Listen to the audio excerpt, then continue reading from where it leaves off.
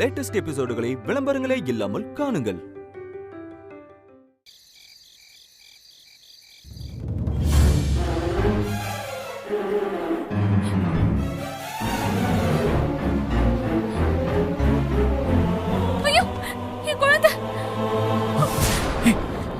Sir,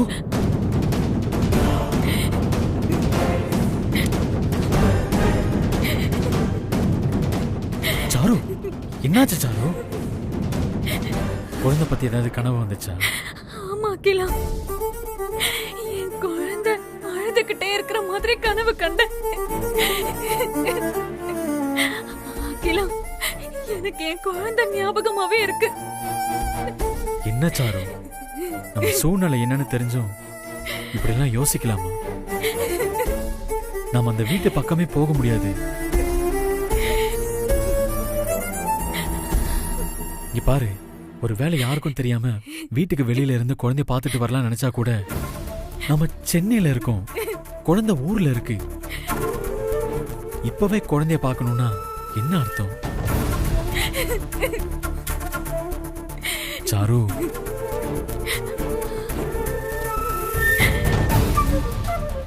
இந்தா தண்ணியை குடிச்சிட்டு நிம்மதியா தூங்கு.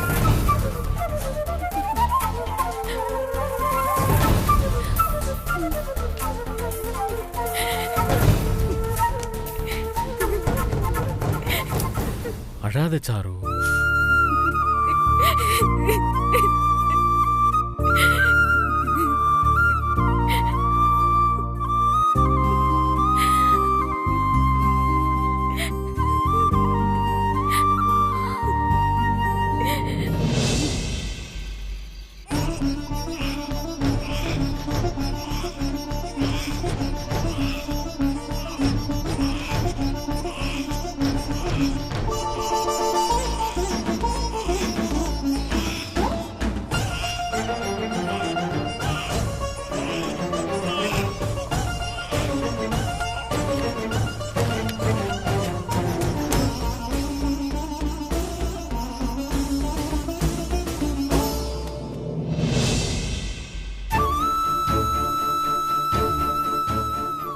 கடவுளே, என் குழந்தைக்கு என்ன ஆச்சு?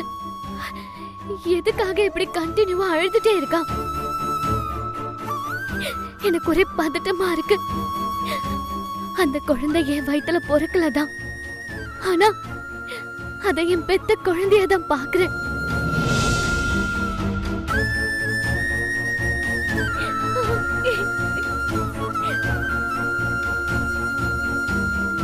குழந்தைக்கு ஏதாவது பிரச்சனைனா அந்த பிரச்சனையை எனக்கு கொடுங்க. என் குழந்தை எப்பவுமே சந்தோஷமா சிரிச்சுக்கிட்டே இருக்கணும். தயவு செஞ்சு என் குழந்தையோட அழகியை நிறுத்துங்க.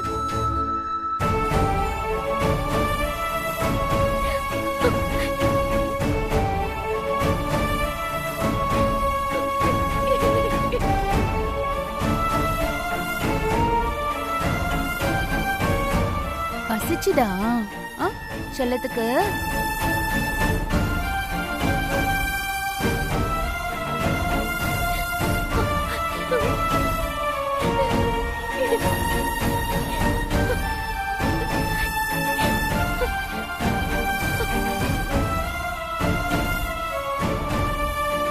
சமத்தா, நீங்க சமத்தா பால் குடிக்கிறீங்களா? அதான் அழுதீங்களா? சரி சரி குடிங்க. என்னமா இது ஆச்சரியமா இருக்கு? நான் பால் கொடுத்தப்ப குடிக்காம இருந்தா இப்போ நீங்க கொடுத்ததும் சந்தோஷமா குடிக்கிறா. அப்போ குழந்தைக்கு உங்களதான் ரொம்ப பிடிச்சிருக்கு போல இருக்கு.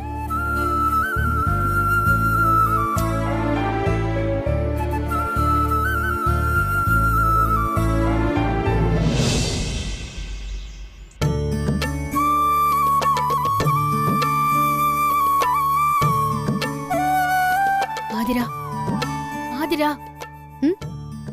அம்மா, என்னம்மா காய்கறி வாங்கிட்டு வரீங்களா? உன் வீட்டுக்கு காய்கறி வேணுமா? அம்மா, என்னம்மா நீங்க? என் ஹஸ்பண்ட் என் மாமியார் இருந்தா இங்க நடுவுல சுவரை வச்சு 2 வீடுன்னு சொல்லிட்டு இருக்காங்க. நீங்களும் அப்படியே வந்து யோசிக்க ஆரம்பிச்சிட்டீங்களா? இந்த சுவரெல்லாம் கொஞ்ச நாள்ல அதுவா காணாம போயிடும். மத்தபடி உன் வீடு என் வீடுன்னு பேசுறதுக்கெல்லாம் எதுவுமே இல்ல. எல்லாம் ஒரே வீடுதாம்மா. அப்படின்னு நாம தான் நினைச்சிட்டு இருக்கோம். ஆனா திருமாறனும் உன் மாமியாரும் இது 2 வீடுன்னு தான் சொல்லிட்டு இருக்காங்க.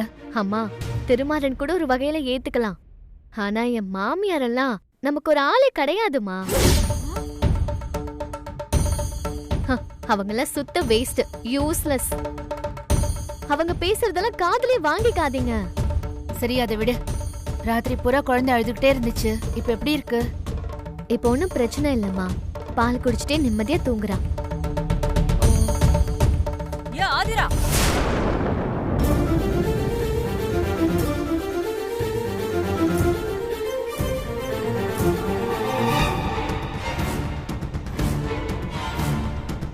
இந்த செவுத்துல இருந்து அந்த பக்கம் இருக்கிறவங்க கிட்ட பேசக்கூடாதுன்னு உன்னை எத்தனை தடவை சொல்லிருக்கேன்? சொல்ல சொல்ல கேட்க மாட்ட. அதுவும் என்ன பத்தி தப்பு தப்பா வேற பேசுற. உனக்கு எவ்வளவு திமிரு. இனிமே நீ அவங்க கிட்ட ஏதாவது பேச்சுவார்த்தை வச்சுக்கிட்ட அப்புறம் நான் மனுஷியாவே இருக்க மாட்டேன். என்ன பண்ணுவீங்க? புடவையெல்லாம் நெருப்பு வச்சு எரிச்சிங்களே, அந்த மாதிரி எரிச்சிருவீங்களா? இப்ப எதுக்கு முடிஞ்சு போன விஷயத்தெல்லாம் பத்தி பேசிட்டு இருக்க? நீங்க தான் பேச வைக்கிறீங்க. ஆதிரா, பேசாம இரு. இவ என் குடும்பத்துக்குள்ள வர வரைக்கும் எல்லாம் நல்லாதான் போயிட்டு இருந்துச்சு. எப்ப இவ கழுத்துல என் பையன் தாலி கட்டி இந்த குடும்பத்துக்குள்ள கூட்டிட்டு வந்தானோ அப்பல இருந்து ஆரம்பிச்சது தலைவலி. பெரியவங்க சின்னவங்கன்னு ஒரு மட்டு மரியாதை கிடையாது. எல்லாத்துக்குமே திமிராவே பேசுற. வாயட் வாயட்.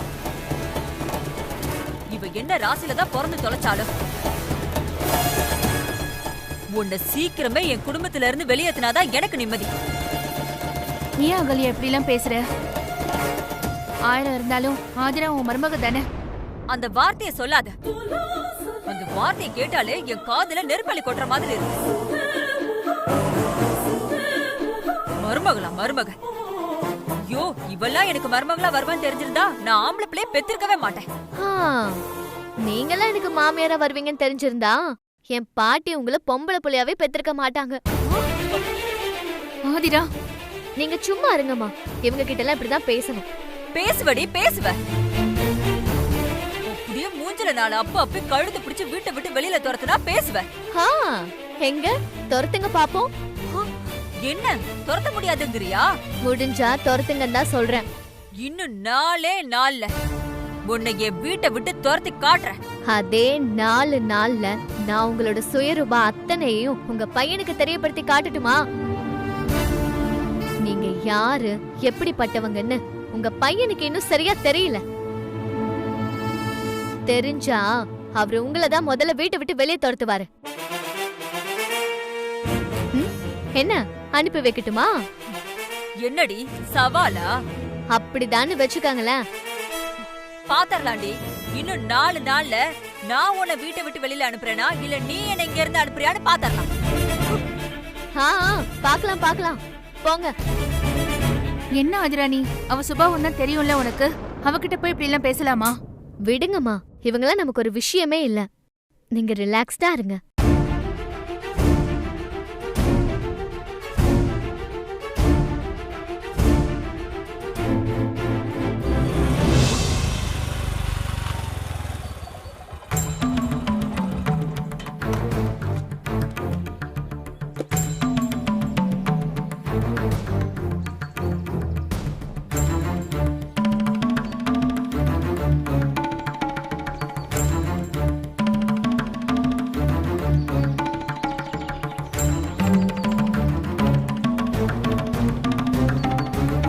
யார் நீங்க? மேடம், திருமாறன் சார் இருக்காரா மேடம்?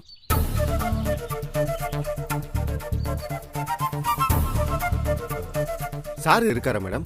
ஒரு நிமிஷம். ஆதிரா, ஆதிரா, வரமா.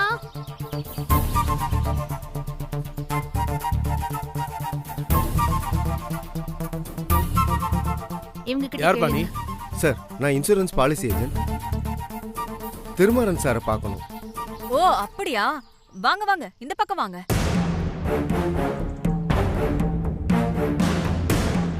என்ன மேடம், நான் ஆல்ரெடி இங்க வரும்போது நடுவுல இந்த செவரே இல்லையே மேடம். அது ஒரு பெரிய கதைங்க. அத பத்திலாம் இப்ப சொல்ல முடியாது. நீங்க உள்ள வாங்க, உட்காந்து பேசலாம். வாங்க சார், வாங்க.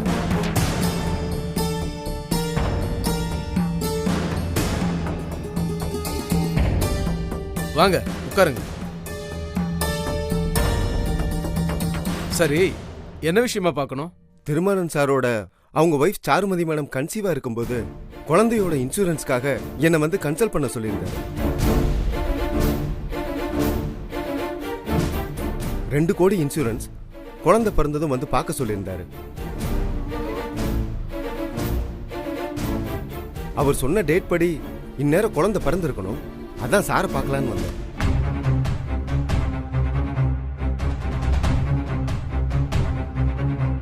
திருமாறன் சார் கூப்பிடுறீங்களா?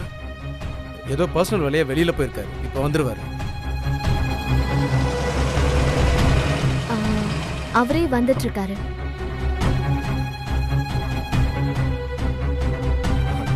வணக்கம் சார். ஹலோ, ப்ளீஸ் உட்காருங்க. Thank you sir. சொல்லுங்க.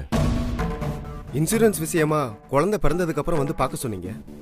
ஆமா சார். என்ன குழந்தை சார்? பெண் குழந்தை. Super sir, congratulations. தேங்க்யூ. அப்புறம் ஃபார்மாலிட்டிஸ் எல்லாம் ரெடி பண்ணி எடுத்துட்டு வந்துட்டீங்களா? எடுத்துட்டு வந்துட்டேன் சார்.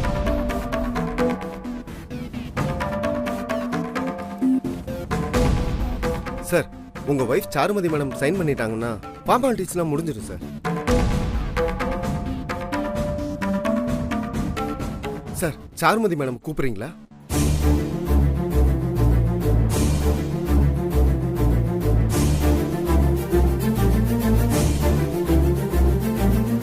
சார், சாருமதி மேடம் வீட்டில் தானே இருக்காங்க? இல்ல, பக்கத்தில் எங்கேயாவது வெளியே போயிருக்காங்களா? கால் பண்ணி வர சொல்லுங்க சார். ஏன்னா இந்த பாலிசிக்கு குழந்தையோட அம்மா தான் நாமினி. இதுல மேடம் சைன் பண்ணியே ஆகணும்.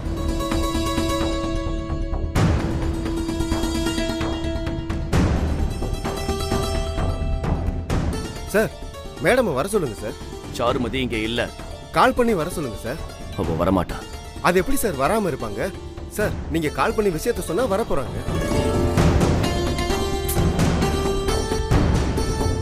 சார், கால் பண்ணுங்க சார். அவ வரமாட்டா. ஏன் சார்? ஒருவேளை அவங்க கையில மொபைல் எடுத்துட்டு போகலையா? சார், அவங்க இப்ப எங்க போயிருக்காங்களோ நீங்களே போய் கூட்டிட்டு வந்துருங்க சார். அவ வரமாட்டா. அது எப்படி சார் நீங்க கூப்பிட்டு வராம இருப்பாங்க? போய் கூப்பிடுங்க சார். அவ இங்க இல்ல. அவ வரமாட்டா. சார், எனக்கு புரியல சார். ஏன் சார் வரமாட்டாங்க? யோ, சொல்றத புரிஞ்சுக்க மாட்டியா நீ? அவ வரமாட்டானா வரமாட்டாதா?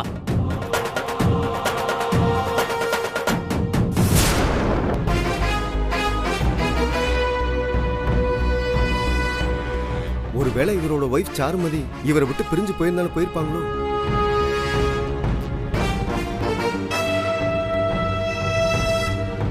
சார், புரியுது சார். Sorry sir. சார், இப்ப அந்த குழந்தைய யார் சார் பாத்துக்கிறாங்க?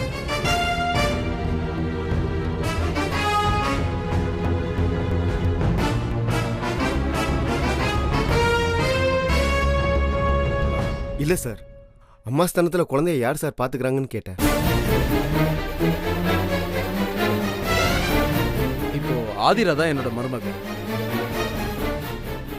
அவதான் குழந்தைக்கு அம்மாவா இருக்கா. அதனால ஆதிராவே கையெழுத்து போட்டுமே. அப்படியா சார்? அப்ப மேடமே வந்து கையெழுத்து போடட்டும். இந்தாங்க சார். இந்தம்மா. அது எப்படி அவ கையெழுத்து போடலாம்? 2 கோடி ரூபாய் பாலிசிக்கு இவன் நாமினி ஆகணுமா? நல்லா இருக்கே கதை. அகல்யா, என்ன பேசிட்டு இருக்க?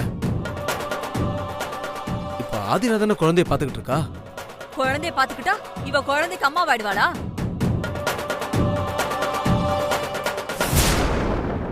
இவ என்ன இந்த குழந்தை பெத்தவளா? சும்மா குழந்தைய பாத்துக்கிறா.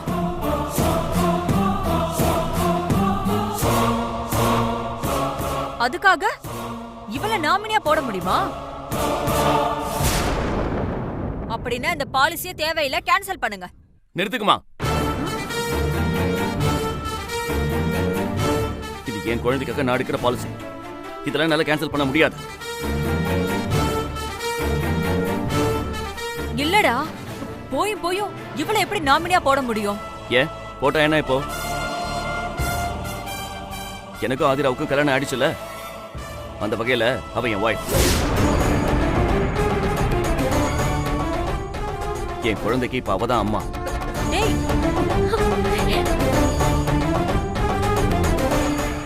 நீங்க ஆதிரா கிட்டே கேள்வி வாங்கிக்கோங்க. என்ன பேசுற நீ? இந்த ஃப்ராடு உன் பொண்டாட்டியா? அதான உண்மை. நீங்க ஆதிரா கிட்டே கேள்வி வாங்கிக்கோங்க. குடிமா. மேடம், அங்க மார்க் பண்ணிருக்க இடத்துல எல்லாம் கையெழுத்து போடுங்க.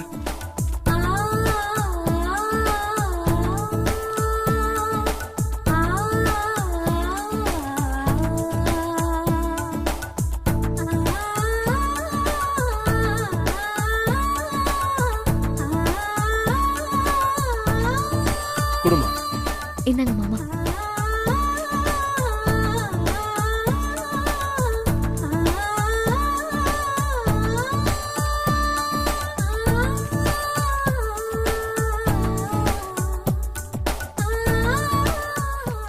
சார், பேப்பர்ல சைன் ஓகே. இன்னும் ஒரே ஒரு ஃபார்மாலிட்டி இருக்கு சார். அதை முடிச்சிட்டா நான் கிளம்பிடுவேன் சார். என்னது? நீங்களும் மேடமும் சேர்ந்து நிக்கிற ஒரு போட்டோ.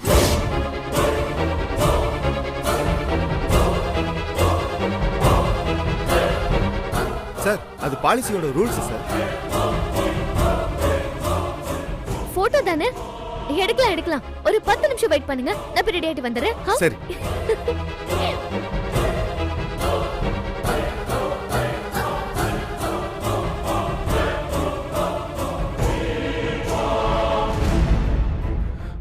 சரி, இந்த பிளானை பத்தி கொஞ்சம் சொல்லுங்க.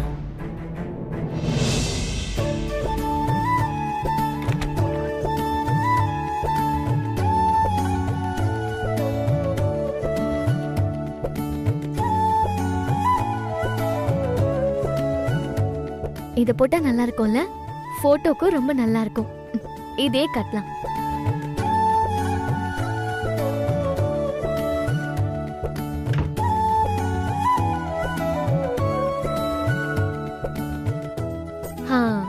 இந்த புடவை நமக்கு பக்காவா மேட்ச் ஆயிருக்குல்ல?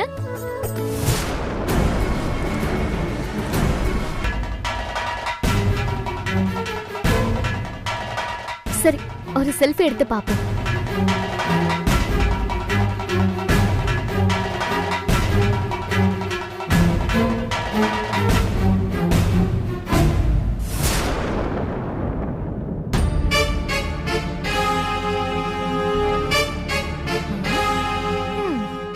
முதல்ல நானும் என் ஹஸ்பண்ட் ஜோடியா நின்னு போட்டோ எடுக்க போறோம். நாம மட்டும் இப்படி கலர்ஃபுல்லா புடவை கட்டினா போதுமா? நம்ம புடவைக்கு மேட்சா நம்ம ஹஸ்பண்டும் ட்ரெஸ் பண்ணாதானே போட்டோல பார்க்க அழகா இருக்கும். அவருக்கு நாமளே மேட்சிங்கா ஒரு ட்ரெஸ் செலக்ட் பண்ணி அயர்ன் பண்ணி கொடுத்துடலாம்.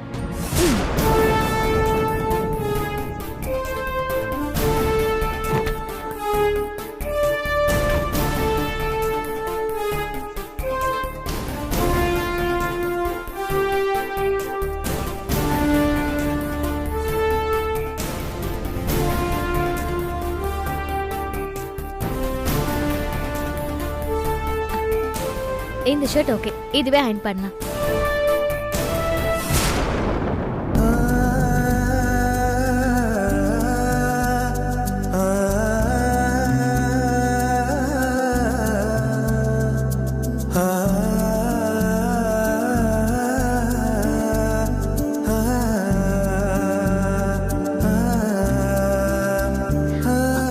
அத்தை, ஏன் அங்கே நின்னுட்டீங்க? உள்ள வாங்க அத்தை.